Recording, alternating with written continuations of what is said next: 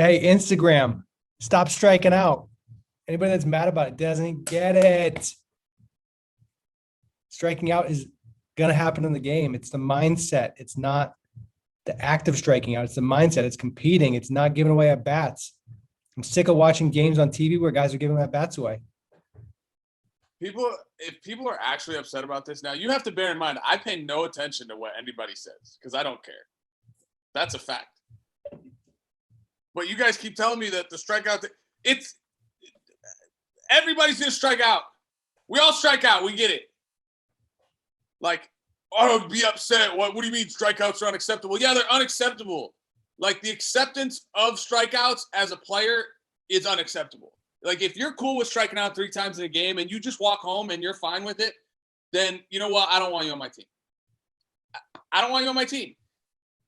Everything is about attitude. And the people that don't want to understand that, if you're making it about the actual act of striking out, I struck out plenty in my career. I know I did. But I'll tell you what, none of them sat right with me. It didn't matter who struck me out. It didn't sit well with me. Like, we got to get better at competing. Period. Just be better at competing. I'm watching college summer ball games that are averaging 22 strikeouts per game. 22 strikeouts per game in a college summer league? Like, what are we doing? These are kids that are trying to play at the next level. You think the pitching gets worse? You think you're going to strike out less when you move up? Come on. And dudes are like hitting $180 and they're like, oh, yeah, it's tough. The pitching's tough. Like, we'll figure out how to hit the ball. What are we doing?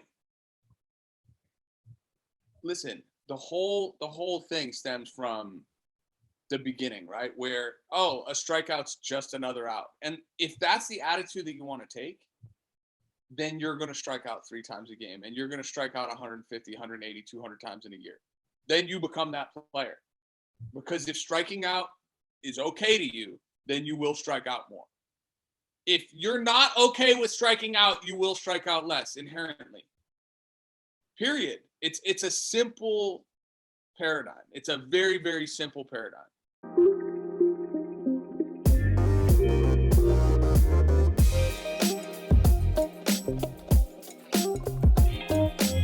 Pelotero Pickle, episode 50, the half century edition.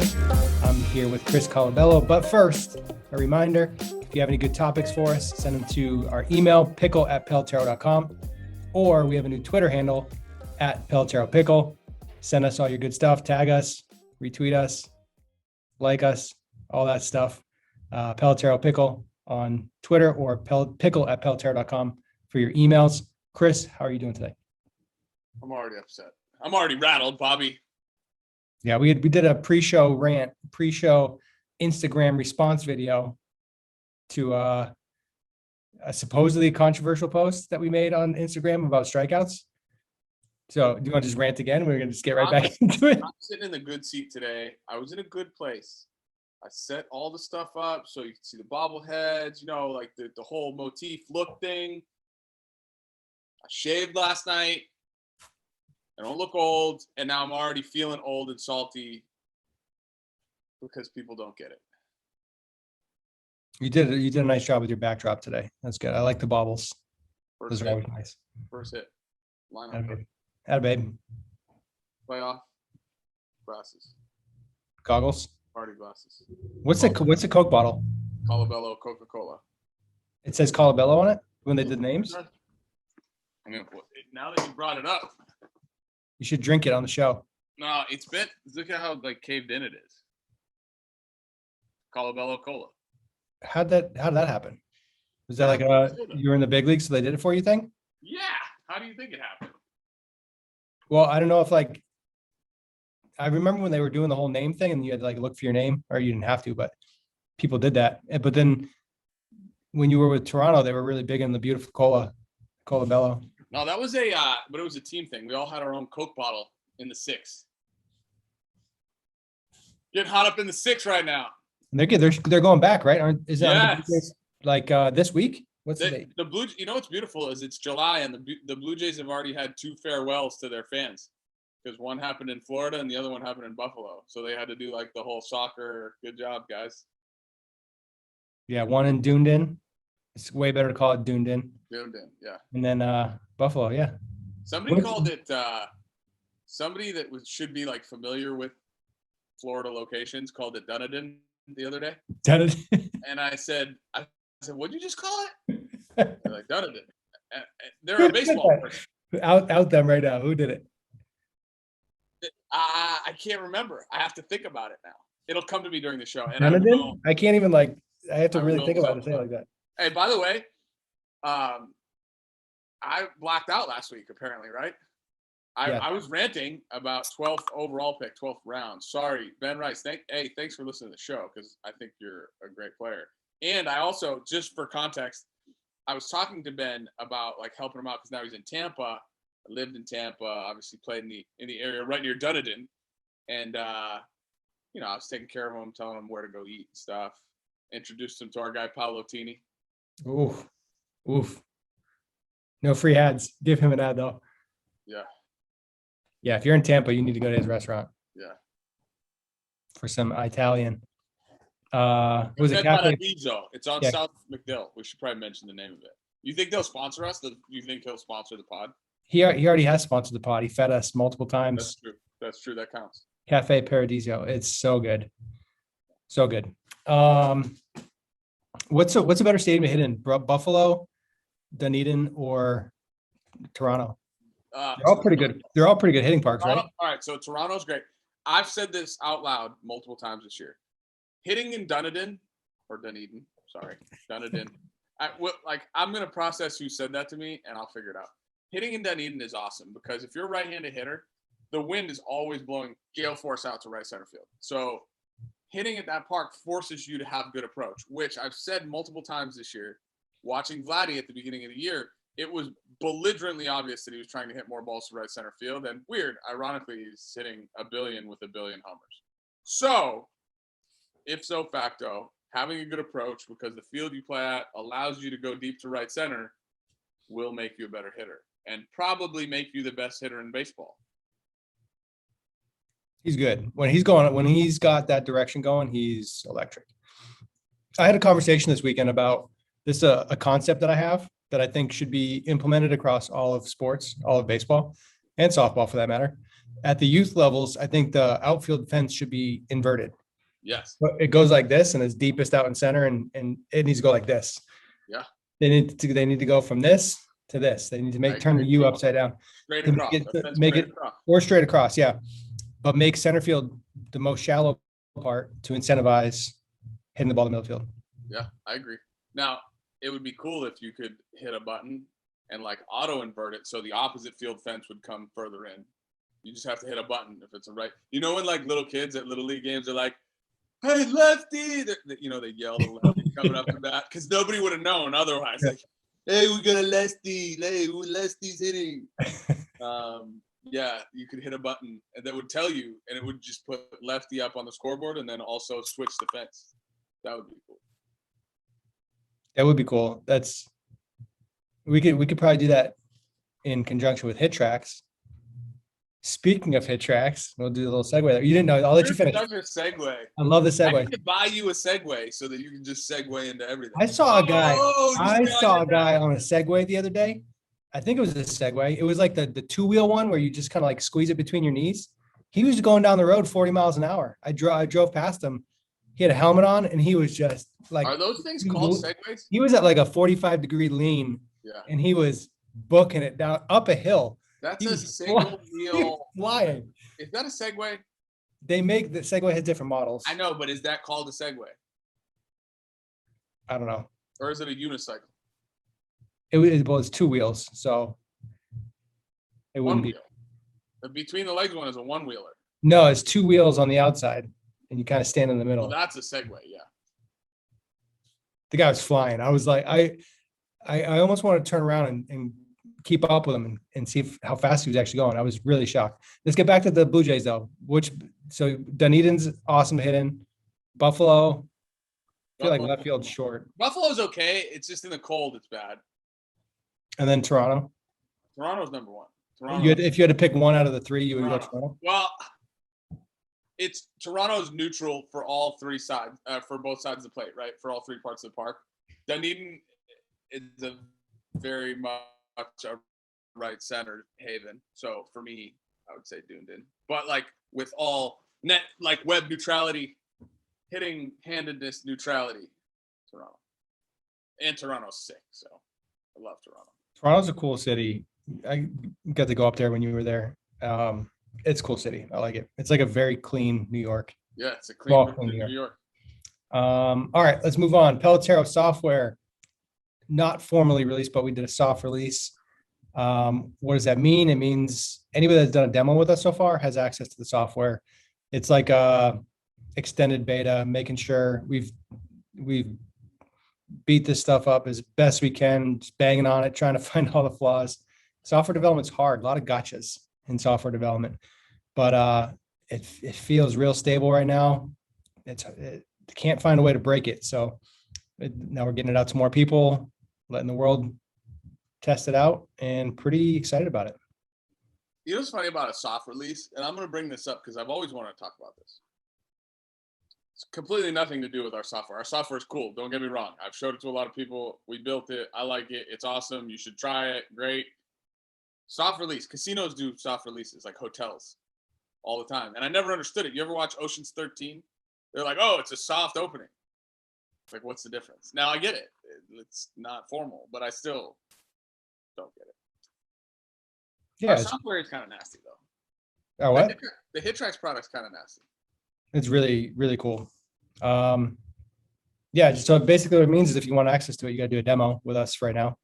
It gives us an opportunity to test out, like if we were opening a hotel, let the staff get used to having guests in the building, test out your systems, make sure everything's running smoothly before you open the floodgates. But yeah, that's really what we're doing. And next step is, as long as there's no major bugs, there's a couple minor things that we might tweak to it right now, just from a user experience. But next step is let's go. It's go time. It's wide release. So it will be available as a software update to any HitTrax user now. So anybody that has HitTrax, it's just an update to the software, and it'll be there. The Pelotero button. I want to expand on this too. Complete like tangent, but good one. So I was thinking a lot about this, right? And I was thinking about what true hitting information is, right? And I'm gonna loop this all together, which is interesting. Full circle. We're gonna bring it full circle, belligerently, when push comes to shove. Why do you have to always like? I have some sayings, like you have some sayings. What am I saying? Call you out on them. Yeah, I want you to. What am I saying? Shit, man. I always get made fun of for having a big vocabulary. It said the opposite. It's a small. No, it's expansive.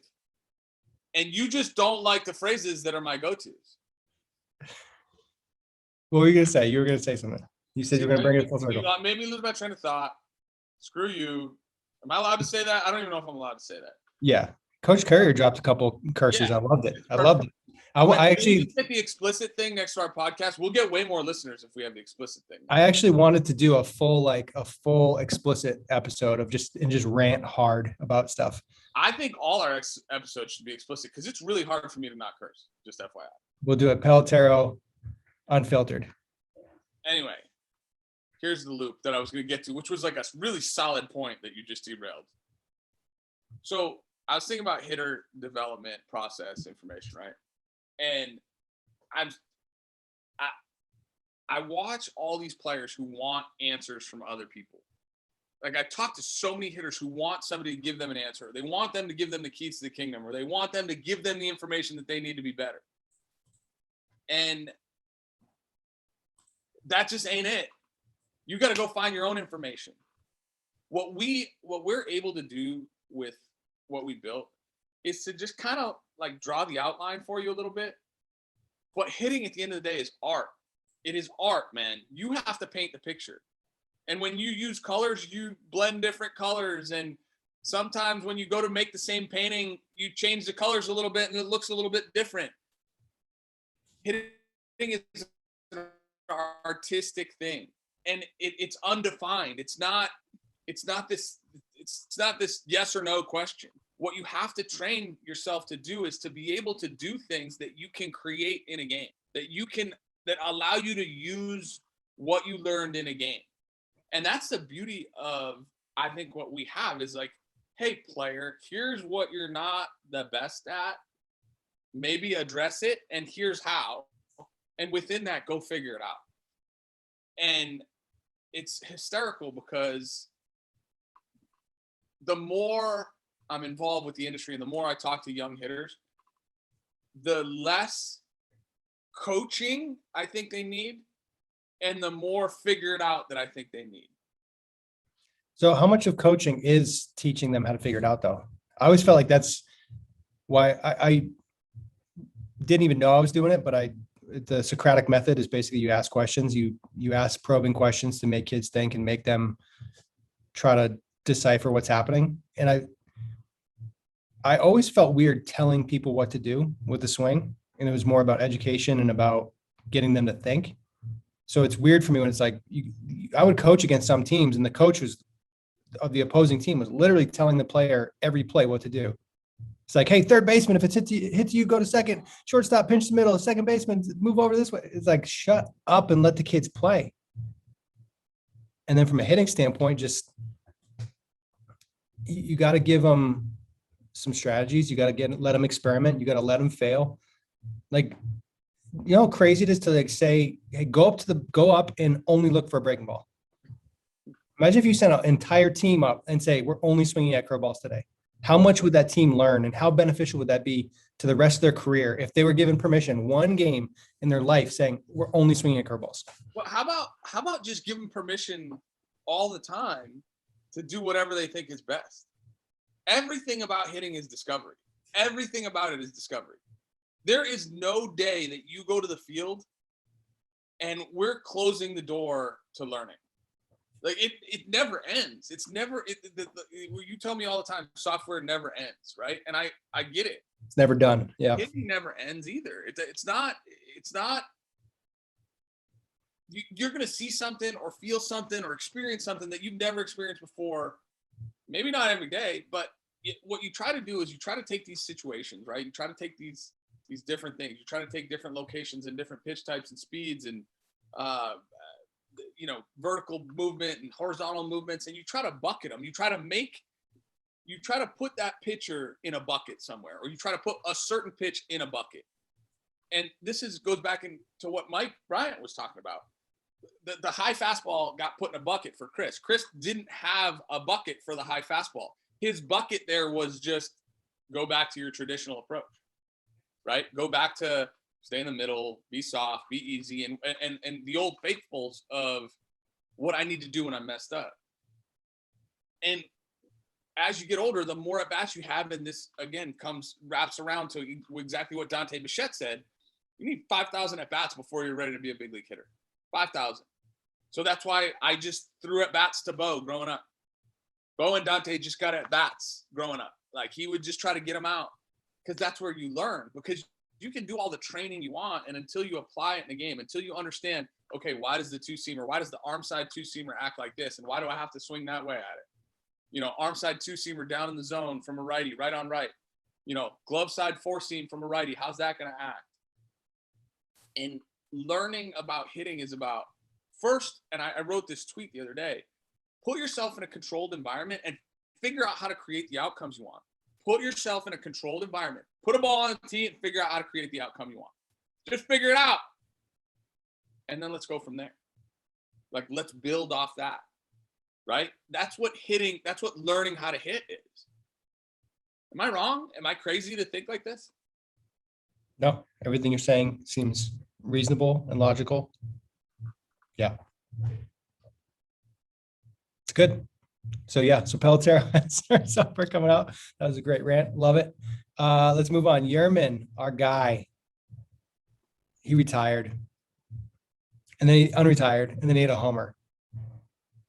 Is this like did he just have a couple too many drinks and just hopped on Instagram? Is that what? I haven't heard anything about it.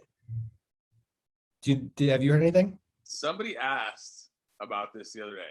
So he got sent down, obviously, because he went from hitting a billion to hitting nothing.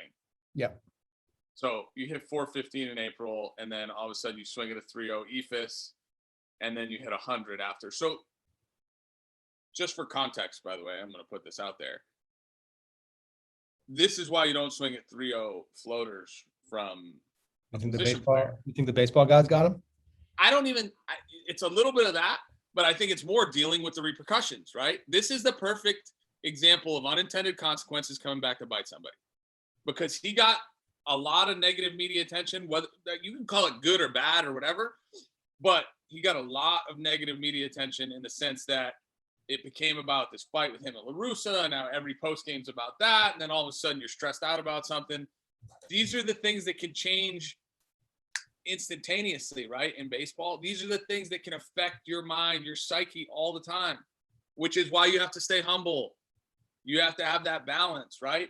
Now, in terms of had I heard anything about Yermin or the Yerminator or Mercedes Benz, no, I hadn't heard anything. I obviously knew he was down because he hadn't played for the White Sox in a while.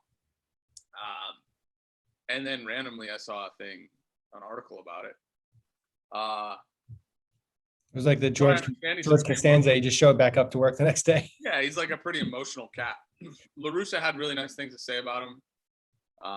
Said they have a great relationship and that he was going to call him. So all the people that were wearing Tony La Russa out early in the year, you can go pound sand, because obviously the guy has done something right throughout the course of his career. Yeah, it was a pretty strange, unexpected story that popped up. And then he did the whole Phoenix Rising post the next day. But he retired, and then the next day Twitter was like, oh, he's in the dugout. He's with the team in uniform. So to actually retire, and do you have to file paperwork to say I've retired? Yeah, there's a form you have to sign. Is that for minor leaguers too? If you're on the 40-man, what's the threshold there? It's a good question, Bobby. These are all things. I'm not retired yet, so I don't know. And if I don't sign it, will I not be retired in perpetuity? If I'm 94, can they still if I haven't handed in my papers, are they going to be like, hey, he's a free agent? Technically, if you retire, you're making a declaration that you're not playing anymore. There's got to be contract repercussions there where you're not going to pay anymore. I think in order to start collecting my pension, which I can collect in carry the 7 years. In 7 years, I can start collecting pension if I want. I think in order to get that, you probably need to be retired. But I don't know. I've never retired, so I don't know. Okay. Listen, in terms of the whole story, he's an emotional cat. I probably wouldn't have handled it this way if I were him. But then again, we live in a day and age where bringing attention to yourself is good for your brand or whatever. So he brought some attention to himself, and now people. And he was certainly off the radar in the baseball world, and then he was very much the center of the radar. So yeah, I don't think that's why he was doing it. But weird to me because these are all things that when I was growing up I was taught not to do, and now it seems like don't make it about you. Don't make it about you. Let your game speak for itself. Don't do stupid things. And now, if you do those things, and as long as they're okay, and then you apologize, you're good. People like you more. Pretty interesting. Yeah. Next topic. I feel very passionate about this topic. So, in Major League Baseball, is never-ending quest to enhance the game of baseball. Is that a decent wording, I guess? They are testing the most absurd looking wristband I've ever seen in my life as a way to signal what pitch to throw to the pitcher to a receiver inside their hat. So it's this wirelessly transmitted thing. And it's it's a wristband with an oval on it with numbers. It's an old rotary phone looking thing, and then you can cancel it. It said that one of the things says V down and then V up. Does that mean you're velocity? I've been I haven't had very many public opinions about the wristbands in college sports because I don't really like them, but I know they're not going anywhere because there's way too much control from the coaching side on that part of the game, and they don't let catchers call their own games. I know in the ACC, they're wearing the earpieces from the dugout. I feel like I said this pre-show, you're turning chess into checkers with this. Like baseball is a game that you need a high IQ of baseball. You need to think. Concentration matters. It's a 3-hour game. Missed signs should have consequences. And everything we're doing is about eliminating the mental side of the game. It's absurd to me, and I hate it. Ding-a-ling-a-ling, Bobby. I hate it. I hate it. It's like we're Hang on. of course, and I'm guilty of this. I'm on my phone too much. I know, like you're talking to somebody and then they check their phone. They're like this. We're gonna watch baseball games on TV, and the catcher's gonna be going beep, beep, boop, boop, boop, boop, boop, fastball away. I'm gonna go one further for you, right? Because the whole thing goes together, right? I'm gonna go one further for you, and I figure I should mention Olympic softball. I've been watching the softball games. My Patriots back from Italy scored their first run of the tournament. Finally, they went 0-5, and they scored their first run in their last game, so that's good. USA Japan gold medal game, whatever. So they're talking about speeding up the game. Now, softball's already really fast, like right, super fast, and the WBSC implemented all the pitch clock rules and all this crap. So they put the pitch clock thing in to speed up the game, and all of a sudden they got called a ball because the girl missed the clock because the clock didn't reset. And there was like a 5-minute argument in the USA, Italy, or USA, whoever it was, Australia game or Mexico, I don't remember who they're playing, 5-minute argument to figure out the pitch. So when I talk to people about unintended consequences and things that we're not thinking about, as we've learned in the software world, the gotchas, Bobby, there are so many gotchas to surface level crap, right? Like, oh, on the surface, it seems like a great idea to give the catcher a computer on his wristband to give the pitcher a signal through his hat. It seems like a great idea to not allow pickoffs because it'll speed up the game. You just made the ultimate point, Bobby. And this is the same thing with strikes and balls, Todd Osborne. Same thing. Oh, name call out. I dropped it. It's the same thing. When you change something, it will have an effect on something else. And we're turning baseball into checkers and not chess. Baseball is chess. That's the best description you've ever had of it. There is an art to catching a ball and framing it at home plate. There is an art to understanding you're getting an inch off the plate. Yes, umpires. And by the way, this is going to be the first time in my life I defend umpires. If I hear one more person say umpires in the major leagues are brutal. No, you know what's funny is umpires in the major leagues are the best. They're the best. They are the best they have to offer. Now, are there some guys, Angela Hernandez, that, have some moments where they black out, stuff like that, right? But let me tell you something. Those guys are the best that we have to offer as humans. They are really, really good. And just FYI, most of them aren't actually missing calls. They're just making the call that they want to make because they think it's a strike. I saw a tweet the other day. Said, what is a strike?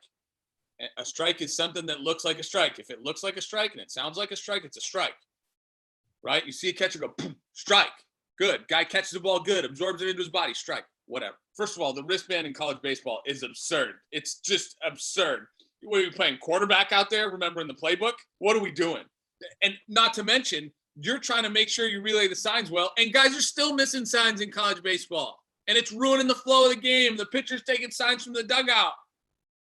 For 1,000 years, it's only been 100. Yeah, I was going to say that. Not 1,000. Espionage, as it was so eloquently called in a Twitter thread, espionage has been a part of baseball. Gaining a competitive advantage from paying attention. Pay attention on the baseball field, and you'll know everything the game's going to tell you, which is why all of this makes me feel like I live in the Twilight Zone. Things like the flow of the game. Like if a pitcher's working fast, the defense is going to be more energized behind them. They're going to be more into the game. If a guy starts working slow, there's a penalty to that. Everybody gets out of rhythm. The likelihood of an error getting made, the lack of a player losing concentration in the field. There's consequences to the game, and how you play the game matters.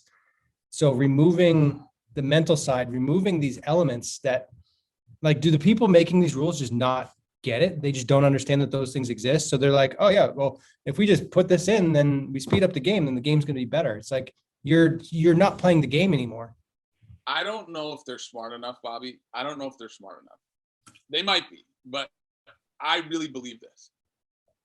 The idea of creating the topic allows the sport to be at the center of discussions, right? So just bringing up the idea now makes you relevant in the news cycle, right? Baseball has been talking about speeding up the game for 10, 15 years. Anybody that's ever played baseball knows the game's not going to speed up. Like, it just can't. It's an organism unto itself, right? And one year you're going to play games 5 minutes faster, and one year you're going to play them 5 minutes slower, right? Like, it's just what's going to happen. The game's going to be 3 hours when you play regulation, whatever. They've been trying to speed it up. Games are averaging 190 minutes this year, which is 3 hours and 10 minutes, which is up from 2 or 3 years ago or last year. It's crazy when the games are down. They're like, "Oh, we're really doing a good job speeding it up." But what about now? Are not all the same things in place that should be causing it to speed up? There is no solution to speed up baseball because the game is built the way it is. And you're absolutely right about the penalties that you should incur for not having the ability to communicate signs with one another. And the penalties that should happen for a pitcher taking forever on the mound and his defenders blacking out, because that will happen in perpetuity. When a guy takes 32 seconds between pitches and can't throw it over, the defense is going to be like this, black out. And then you deserve to lose because you're not good. Exactly. But when Mark Burley's on the mound and he's throwing out whatever the catcher puts down, Mark Burley, one of the best pitchers of our generation, was like, "Chris, it doesn't matter what I throw. It doesn't matter if you know what I'm throwing. I just put down whatever the catcher puts down. I just throw it. Because if you get the ball and you throw it, you'll keep hitters out of rhythm." It's absurd to hear people with the sign stealing stuff where they're like, "Oh, like, you know the signs, and like, oh my God, we got to penalize you." And this, like, people have been trying to steal signs for 100 years. It happened all the time. Now, okay, you want to call the medium into question? Sure. But like, how dare you leave computers and TVs that have live feeds right there while people are watching? Like, what did you think was going to happen? I hate it. I hate all of it. I still love the game. Well, I hate all this crap that people are trying to do to it. And this is the reason why the game doesn't have the same following anymore. It's not because it's slow. It's because it's changing. It's an overhaul. There's no thinking. Like, the people that love baseball love the nuances and the watching guys between innings, seeing how they acted and figuring out defensive positioning and all that stuff. Now it's no longer a pitch to contact game, so nothing matters anymore. Yeah, from a business standpoint, it's pretty interesting. Like, they're trying to grow their audience, but they're catering to an audience that's not passionate about the game. So they're losing the more passionate fans, the more like dedicated, more loyal fans. You're losing them. Like, how many quotes have you seen from former major league players who are like, "I cannot watch baseball. It's unwatchable to me." This is what happens when you try That's to put scary. in the middle, Bobby. When you try to put yourself in the middle and play both sides, you lose. But I would rather see Major League Baseball take an initiative to teach the game of baseball and teach the nuances of the game and make people more invested in the details of the game. Because guess what? Then the game's not boring. When you understand, when you see the board, when you see all the things that are actually happening, it's not a slow game. Baseball is quick. And yeah, there's going to be times when a guy takes too long between pitches, and that's part of the game. Like, Giannis takes 10 full seconds to shoot a free throw. Like, do people complain about that? The Phoenix Suns fans were trying to use it against him. So yeah, get the fans more engaged. Some guys taking forever, start booing him. Like, he picks off 7 times, boo him. Then it's like interaction. Then the fans are part of the game. That's a good thing. The strike zone thing, I go back and forth on it. So I love the idea of augmented reality. Because then it would give the box, if you're going to put the box on TV, you gotta adhere to it. It's a terrible experience to see a ball enter the strike zone and then be called a ball. It's just a terrible experience, and vice versa. A ball outside zone called strike. But in terms of learning the game, and the youth levels of the game, which is like 99.9% of baseball, you have to learn the strike zone each day. Like when I coached, I would always tell my players, like, don't complain about the strike zone. In the first inning, we got to learn where this guy's zone is. You got to learn where it is. Does he call it down? Does he call it up, inside, outside? Like, what are the umpire's tendencies so that when you go up to when it's your turn to hit, when you walk up to the plate, you are prepared. And if you do those things, you increase your team's chances of winning. At the major league level, it's like a different brand of baseball because we got video replay, we got all this technology. And if you go automated strike zone, it is a different game. Yeah. But the one thing I'll say about the automated strike zone, because I was talking to an Atlantic League player the other day, and there's players, they're going to push the mound back a foot. They're using TrackMan for all the strike zone stuff. They feel like they have no influence on the game. Zero. So like there is a call. Umpires are not allowed to overrule a call. There was a pitch that bounced into home plate and it was called a strike. And the umpire said, I can't overrule it. But it bounced and it crossed the plane of a strike, even though it bounced and it was called a strike. And the batter's like, why am I here? Why am I even here? And players are like, we're going to just shut it down. I don't even want to be a part of this because it's not baseball. So that's the extreme version of it. You start implementing all this new stuff. I told them about your idea for implementing appeals, because then at least the players have some sort of say. They can be like, hey, that call's terrible. You got to do something about it. Or just like let the umpire call the game as he sees it, and then you can have an appeal. And then have an appeal. It's just like tennis. Just like tennis. How hard is that? Every hitter gets an appeal until they're wrong. Simple. Every pitcher gets 5 appeals until they're wrong 5 times or whatever. Like the thing about your point about missing spots, to me, again, it goes back to the fact that they're showing it on TV. They're showing the box. The pitcher's trying to make a pitch to execute against the hitter to get the hitter out, not necessarily to miss their spot and throw it out of the zone. That's the umpire. The umpire gets trained into a zone, and when the guy reaches like this, it looks like a ball. Did you see the Twitter thread that happened? You were in. Yeah.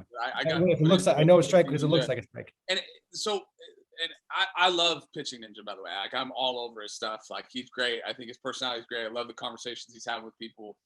And I didn't think I would, which is interesting. No, he's awesome.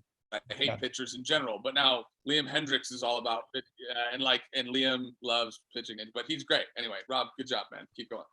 But don't take my broken bat hits away. Like you can't have those. He was like, because his point was, well, every time a hitter misses or does something unintended, they should get that taken away. So I was watching this thread happen, and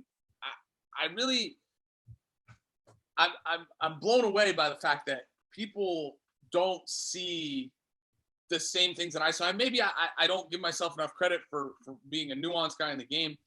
I learned that if a guy goes like this, if a catcher goes like this, boom, right, when he catches a ball or makes it look really good, or even if he catches the ball like this and goes like this and has the ability to absorb it well, that is part of like looking like a strike.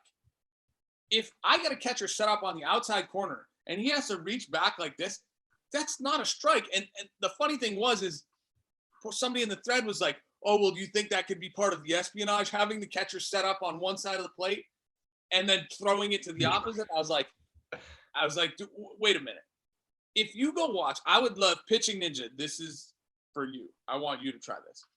I would love to see how many pitchers actually, like what percentage of spots get hit in a game in terms of where the catcher's set up, just based on, I don't know, some arbitrary like 2-inch circle that we could put around the spot where the catcher's set up. Because I promise you, if you go back and watch Maddox pitch or Glavine pitch, and look, I know they're not pitching anymore, but those guys hit their spots way more than the guys today. Because it's the same with hitting. When you're trying to max effort stuff, when you're trying to go harder, which the game is doing, like you expose yourself to injury, which everybody's having TJ and all that stuff, right? But B, like you're just less in control. Right? Like when you're walking, it's easier to stay balanced. When you're running, it's harder, right? Like it's just a normal thing. When you're driving a car slow, it's easier to stay between the lines and make safe turns. When you're driving a car fast, it's easier to crash. So there was something about that, the beauty of guys that had the ability to command where the baseball was going, that it's again, it goes back to the art form of pitching. And let me tell you something, their stuff's so good now, right? Because we talk about how good their stuff is. They don't deserve those calls. They don't deserve them, Bobby. It's too hard to hit as it is. The league's hitting 230 or whatever it is, 241. They're up. The league's up 1 point since 60 stuff. Woo! 1 full point. Yeah. Yeah. No, it's just it's a nuance of the game thing. I don't like when pitchers get rewarded for missing spots. I get that it crossed the strike zone, but the umpire has to position himself to see the pitch that you're intending to throw.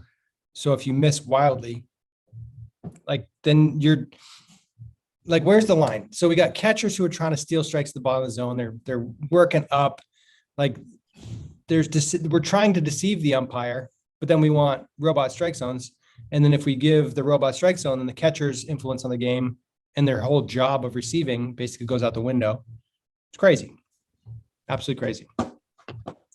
But yeah, wristband communication to the pitcher, because it's encrypted and you can't hack it. Give me a break. Just put your fingers down. Give it a sequence.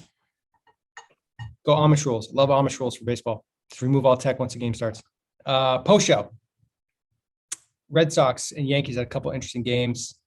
They scored 2 runs without getting a hit, which was interesting. Then they scored 5 runs in the 8th after being no hit. The Yankees did have a victory in between there. Are the Yankees done for the season? I think they're like a game and a half back in the wild card, so you can't really say they're done. 10 games on the division, because the East is. I mean, they got 2 teams in front of them. No, 3. No, the Blue Jays are probably right there with them. Blue Jays, I think I looked at it this morning. I think the Blue Jays are 2 games back in the wild card. The East is a 2-horse race, dude. I mean, it's become clear. Yeah, but they get the double wild card now, so. Right, but I'm saying the East is a 2-horse race, and whoever, like, one of those teams is winning the wild card, right? The one that doesn't win the division is winning the wild card, is winning the first one, and then the second one will probably be another American League East team. Yeah, so the Red Sox are leading. Tampa's back 1. The Yankees are down 9 from the lead. Toronto's 9.5. And the wild card, the Rays are 4.5 up. The Rays have the first wild card. Yep. Oakland is considered like the neutral one. Seattle went from is relevant, which is crazy. Yeah. I just saw that last night.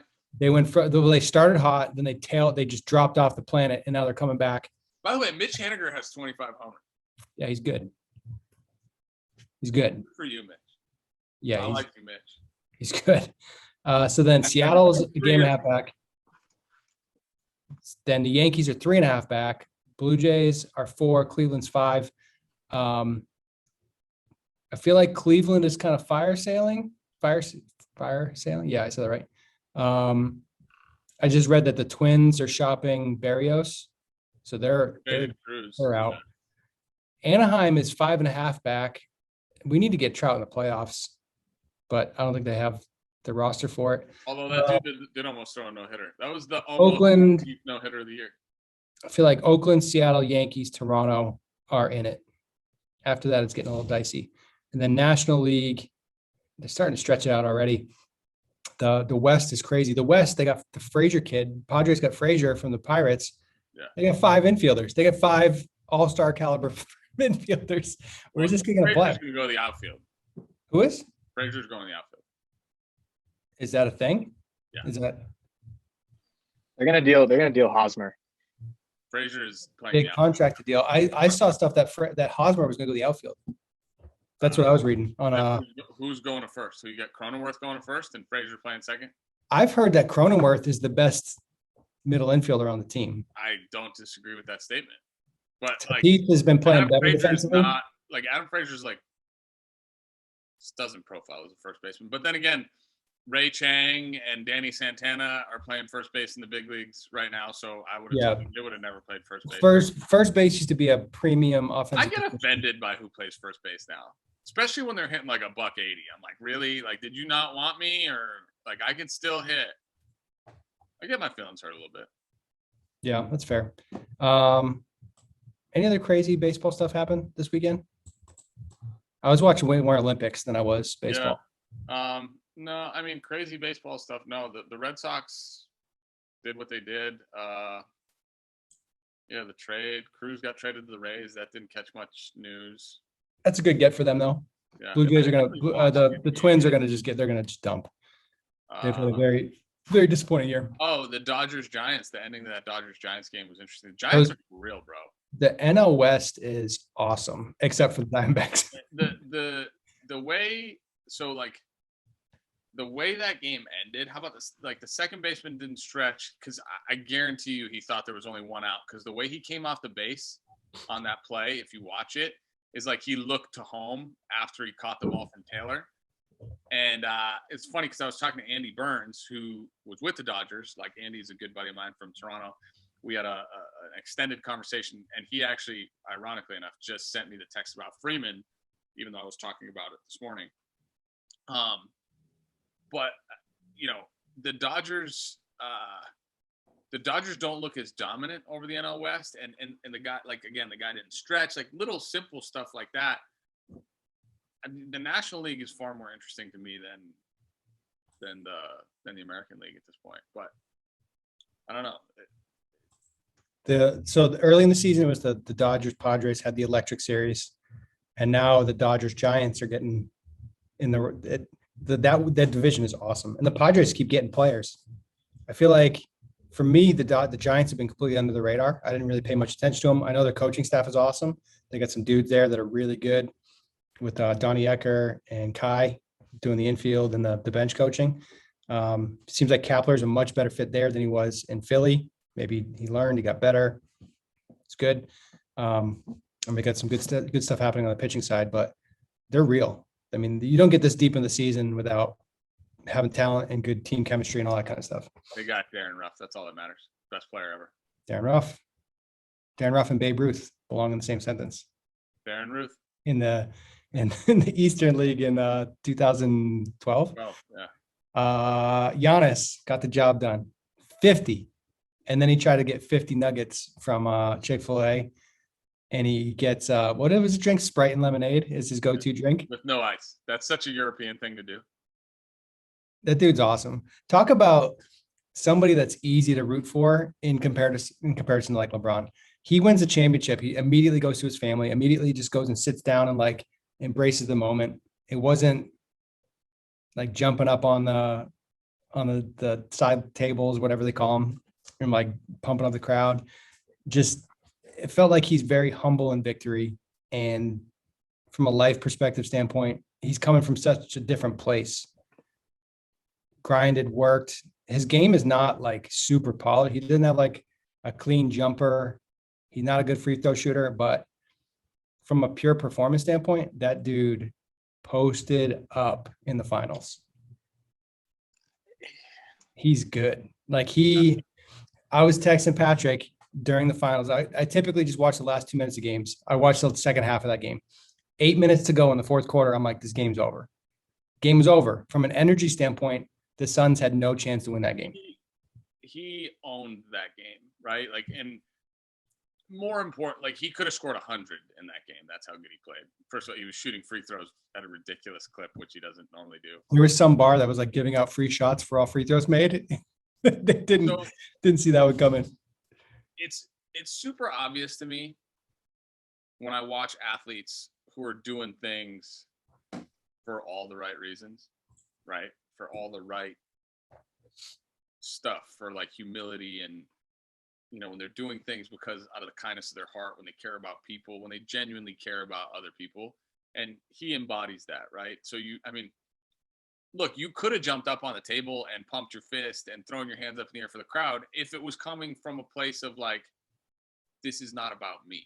This is about engaging with the people who did this for us and giving them an opportunity to feel connected to it. That's the difference. And it's pretty clear when you listen to him talk and when you see him interact, and just his actions are, like you said, easy guy to root for. How many times he flop? How many flops? How many flops? Yeah, I can't recall one flop.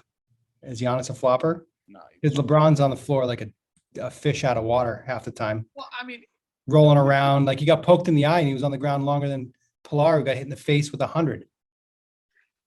Like he's the most dramatic basketball player imaginable.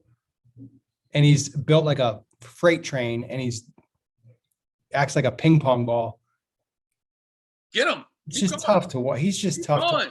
He's like LeBron is so talented and he's so hard to watch. Yeah, I agree.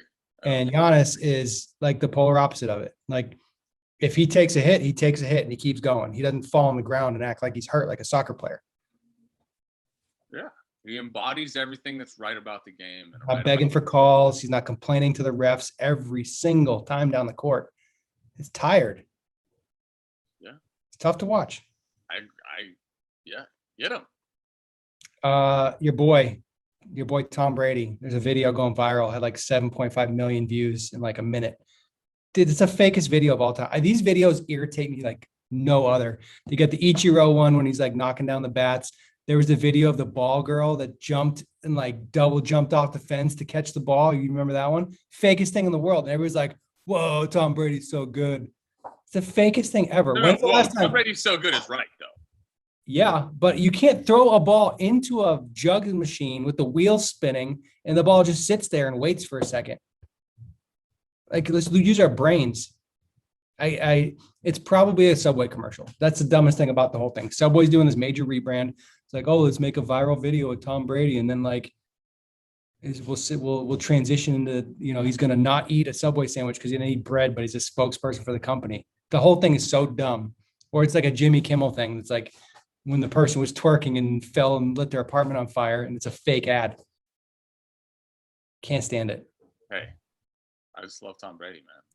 I can't. Listen, dude, my guy Tommy can do whatever he wants. Whatever people think about Tommy can be their opinion. They don't need to be like on the, you can like the ad, you can not like the ad. Tommy didn't say this is real or fake.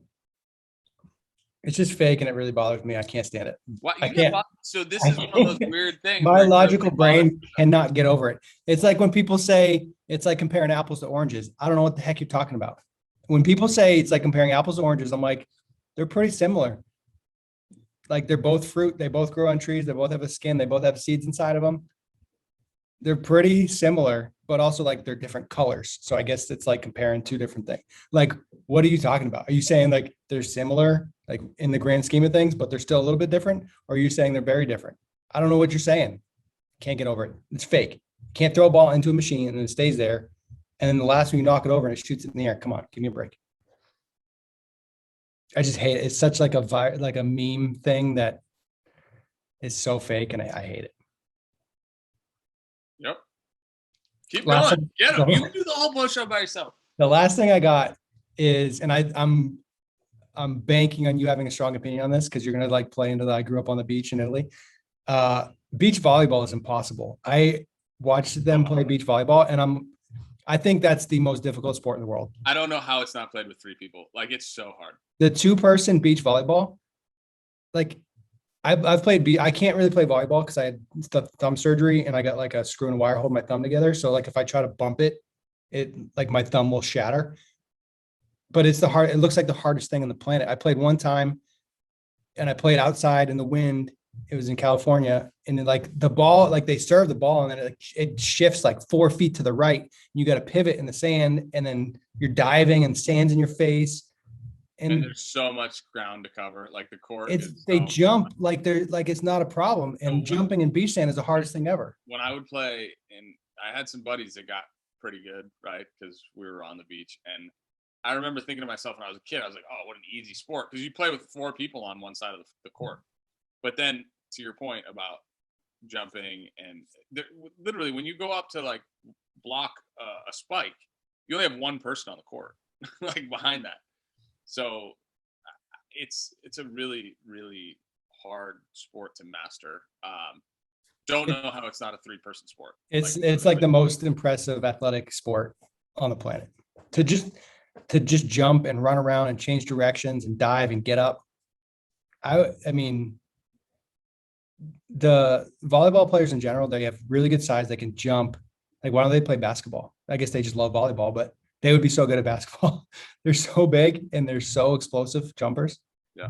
Wild. But the beach aspect of it is, it's the hardest thing I've ever tried to do physically in a sport.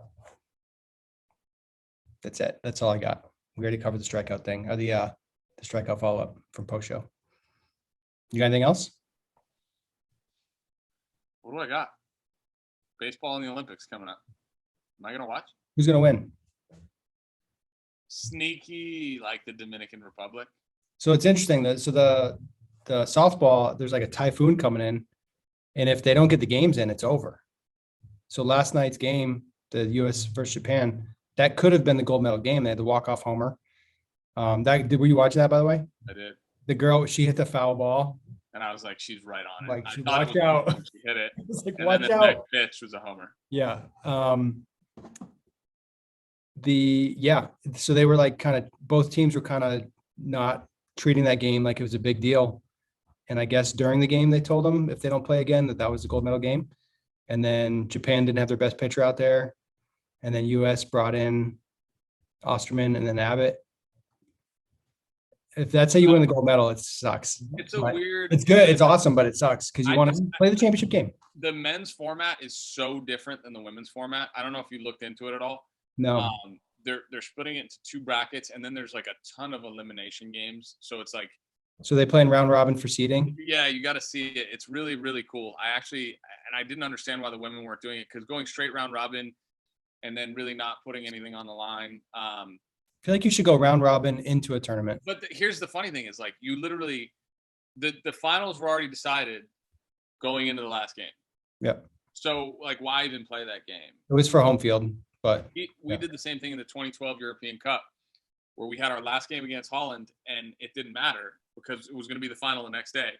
And so we played that game. We walked off on them in the last game, and then we ended up beating them the next day too, which we finished the 2012 European Cup undefeated. But it's weird, man. It's like, I feel like I'm so used to seeing series. Series will help determine whether you'll find the better team actually won, right? Yeah. And I think the Olympic final should be a best of 3 series too, because I mean, we're playing for a gold medal. We're talking about here. We're not talking about like an opportunity to get something once every 4 years. Sometimes there's going to be no softball or baseball. So if they did the full round robin and then you did a 3-game series for the bronze and 3-game series for the gold, that would be really cool, because you have to compete and you got to be the better team. It's way more likely to find the better team that way. Sure. I'll look up the baseball format. It's just look up Olympic baseball brackets. So cool. There's like, if you get to 3-0, or if you win both games in the round robin and then win the first game in the winner's bracket, you automatically go to the semifinal game, which there's like 7 steps to get there if you end up coming out of loser's bracket in that round. It's really, really interesting. Like, they should have done it that way. Who are the teams? So U.S., Mexico, Dominican, Israel. US, Dominican. Is Gogo playing for Mexico? Huh? Goins, Mexico? I don't think so. Gogo's there. I saw an Instagram post Really? today. He can't be playing for Mexico. Anyway, Japan and Korea. Those are the last 2. Ryan Goins, Team Mexico. Really? How does he have Mexican descent? Mom's side? I don't know. But Joey Bats told me they're like sequestered. Like, he said they can't leave the Olympic Village. Sleeping on cardboard beds. We're prisoners. And then my next text to him was, is it decent in there or not? And I haven't heard back. So many leaguers playing in this, by the way. It's cool. I mean, I like it. It's always weird though when it's like not the best players. Yeah. Well, I mean, it actually might be the best players now, because I don't think the best players are in the show. So yeah, but the WBC always seemed like it was more yeah, I get it. Like the top of the litter, you know. I get it. It's tough. It's just in season, so there's not much you can do about it. All right, is that it?